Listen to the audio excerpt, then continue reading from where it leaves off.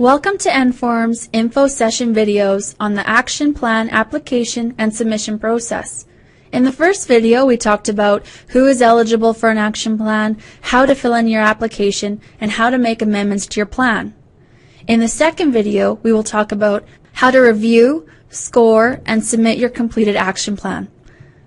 We'll start where we left off in the first video, with the action plan that you completed and sent into Enform. If you have saved a copy of the approved action plan, this has now become your submission form. If you want to be certain that you have the final approved plan, you can always contact Enform for a copy to work from. Start by clicking Final Submission and move down to Scoring. To score, you need to have your deliverables, and you know what they are because you've listed them on the form already. Make sure you have them in electronic format, because starting 2012, all deliverables need to be submitted as email attachments.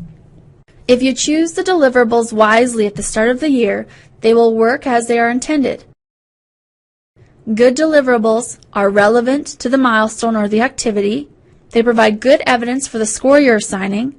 They offer evidence from all provinces wherever possible. And they are complete, organized, and professional in appearance. And remember, more is not always better. You don't need to send it all, just send the key evidence of what was actually completed. Review the deliverables and put a score for each of the milestones or activities for each objective. The action plan form will do the math for you for individual objectives and for the action plan as a whole. So our original weighting is the maximum score that you can apply to a milestone or activity. For each objective, you will need to provide some notes justifying your score for that objective by outlining completed actions and incomplete items. So for this objective, the notes point out the company achieved 100% for the first 3 milestones. They've attached the needs assessment document they created. They identified and documented 5 courses for supervisors and 4 for managers, again 100%.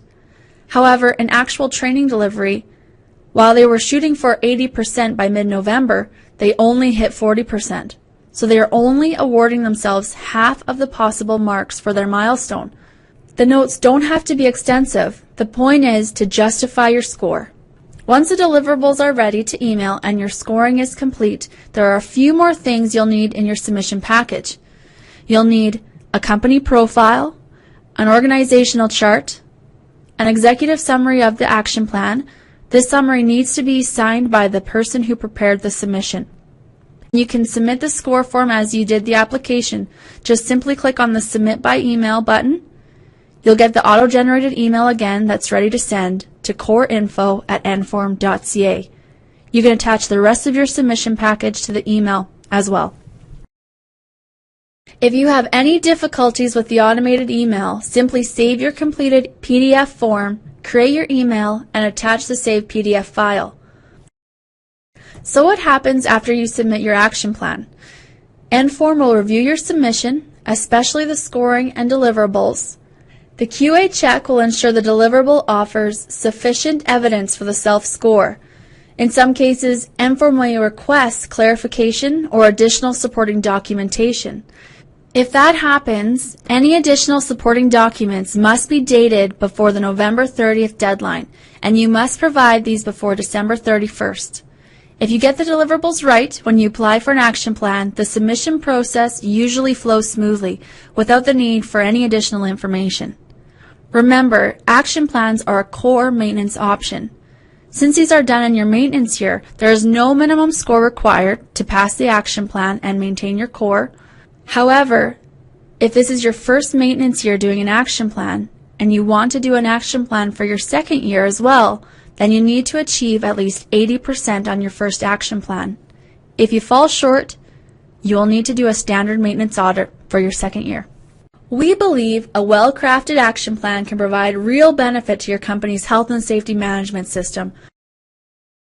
Contact us if you have any questions about the process or require any assistance in preparing your action plan. We want to thank you for taking the time to learn about the action plan process.